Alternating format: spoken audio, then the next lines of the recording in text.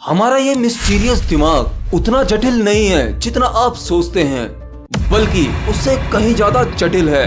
हमारे इस भौतिक शरीर में ये छोटा सा दिमाग अनगिनत संभावनाएं रखता है, बट अफसोस तो यह है कि हम इसकी शक्ति के बारे में नहीं जानते। ये दिमाग चीजों को याद रखता है, घटनाओं को स्टोर करता है, लेकिन हम इंसान अपने इस दिमाग को अलग ही ढंग से प्रोग्राम करते हैं, इसकी क्षमता और संभावनाओं को खो देते हैं। जैसे कि अगर आप कोई इम्पोर्टेंट बात याद रखना चाहते हैं तो उसे लिख लेते हैं।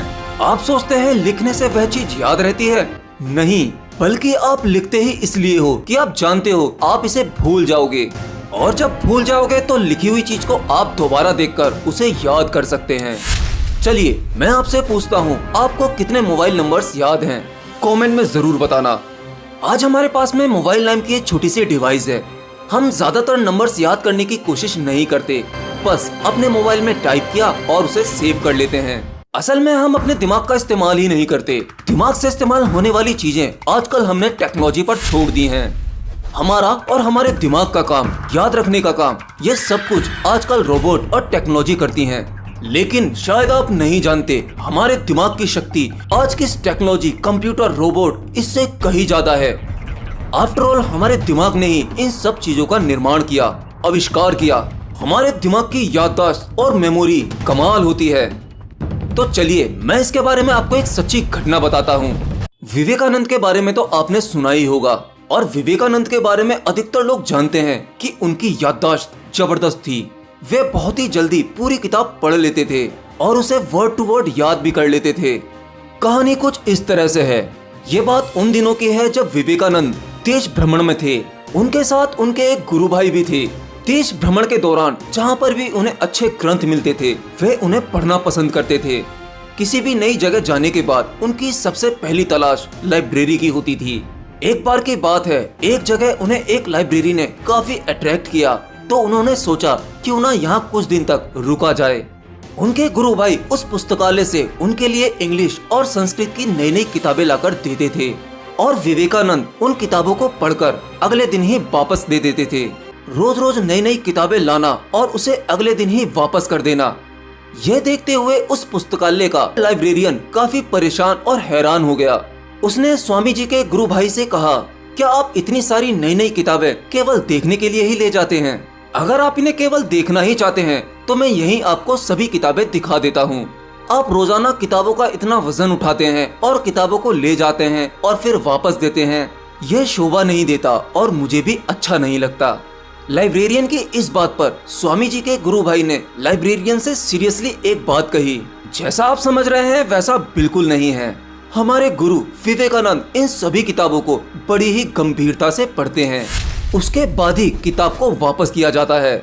लाइब्रेरियन ने यह बात सुनी और काफी चकित हुआ और कहा, यदि ऐसा है तो मैं आपके गुरु विवेकानंद जी से मिलना चाहूंगा।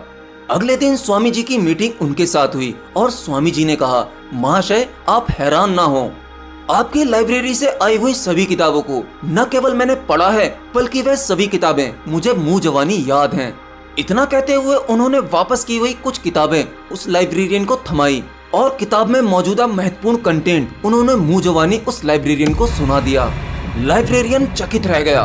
फिर लाइब्रेरियन ने उनकी तेज याददाश्त का रहस्य पूछा। तब विवेकानंद बोले कि किसी भी चीज को पूरे फोकस के साथ थॉटलेस किया जाए तो वह पूरी तरह से आपकी मेमोरी में स्टोर हो जाती है। आपका दिमाग चीजों को कभी नहीं भूलता। उसके लिए आपको जरूरी है आपके अपने मन की और दिमाग की शक्ति को पहचानना, और यह शक्ति अभ्यास और ध्यान से आती है। और आप तो जानते ही होंगे, विवेकानंद बहुत ध्यान किया करते थे। उन्हें जब भी समय मिलता था या तो वो किताबें पढ़ते थे या वो गहरे ध्यान में होते थे। ऐसी एक दूसरी कहानी मैंने सुनी सदगुरु के एक वीडियो में। उन्होंने भी विवेकानंद की याददाश्त के बारे में एक छोटी सी घटना कही। चलिए अगर वो घटना आपने नहीं सुनी तो मैं आपको बता देता हूँ। विवेकानंद भारत के पहले ऐसे योगी थे जो अमेरिका गए थे 1893 में, और उन दिनों विवेकानंद ने एक क्रांति सी ला दी। एक बार की बात है, स्वामी विवेकानंद अमेरिका से लौटते समय वह एक जर्मन फिलोसोफर के पास मेहमान थे। डिनर के बाद वो एक स्टडी रूम में आपस में बैठकर चर्चा करने लगे। वहीं मेज पर एक 700 पेज की बड़ी किताब रखी हुई थी और वो फिलोसोफर उस किताब की बहुत ही बड़ाई कर रहा था। फिर विवेकानंद बोले कि क्या आप मुझे यह किताब 1 घंटे के लिए दे सकते हैं? मैं देखना चाहता हूँ ऐसा इस किताब में क्या है। फिर वह आदमी हंसने लगा और कहा कि क्या आप इस किताब को 1 घंटे में पढ़ने वाले हैं? मैं तो इसे कई हफ्तों से पढ़ रहा हूँ, लेकिन मैं इस किताब को समझ नहीं पा रहा हूँ क्योंकि यह बहुत ही जटिल है और वैसे भी यह किताब तो जर्मन भाषा में है और आपको तो यह भाषा आती भी नहीं है। इस 1 घंटे में आप क्या कर सकते हैं? विवेकानंद ने कहा कि आप जरा किताब तो दीजिए, किताब को देखकर बताता हूँ कि क्या कर सकता हूँ। तो फिर उन्हें वह किताब दे दी गई।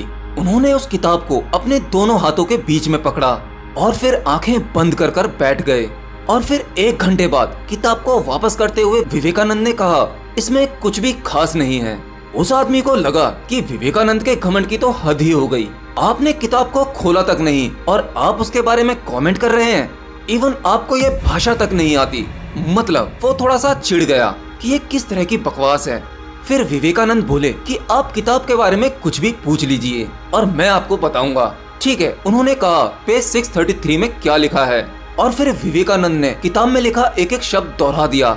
मतलब आप बस पेज का नंबर बोलिए, वो उस पेज पे लिखी बातों को वर्ड टू वर्ड बता देंगे। फिर वो बहुत चकित हुआ कि ऐसा कैसे हो सकता है, ये तो चमत्कार है। आपने किताब खोली तक नहीं, ऐसा कैसे हो गया? विवेकानंद बोले, इसीलिए लोग मुझे विवेकानंद कहते हैं। विवेक यानी बोध। वैसे उनका नाम नरेंद्र था। उनके गुरु ही उन्हें विवेकानंद कहते थे क्योंकि उनके बोध की क्षमता ही कुछ ऐसी थी जो उनके गुरु ने पहचान ली थी। तो कुछ इस तरह से थी विवेकानंद के दिमाग की क्षमता, उनके बोध की शक्ति, उनकी स्मरण शक्ति। यह सिर्फ जब ही संभव है जब आप अपने दिमाग की शक्ति को पहचान पाएं, उस पर भरोसा कर पाएं। आप यह मत सोचिए कि विवेकानंद के पास में ही यह शक्ति उस ईश्वर ने दी थी, बल्कि हम सब में हर तरह की पॉसिबिलिटीज हैं। हम सबका दिमाग बहुत ही शक्तिशाली है, बस हम उसे जानते नहीं हैं कि उसका इस्तेमाल कैसे करना चाहिए। तो आप भी मेडिटेशन करते रहिए, शायद आप भी एक दिन अपने दिमाग की शक्ति को पहचान पाएं और आप ट्रांसफॉर्म हो सकें एक साधारण इंसान से एक असाधारण इंसान में।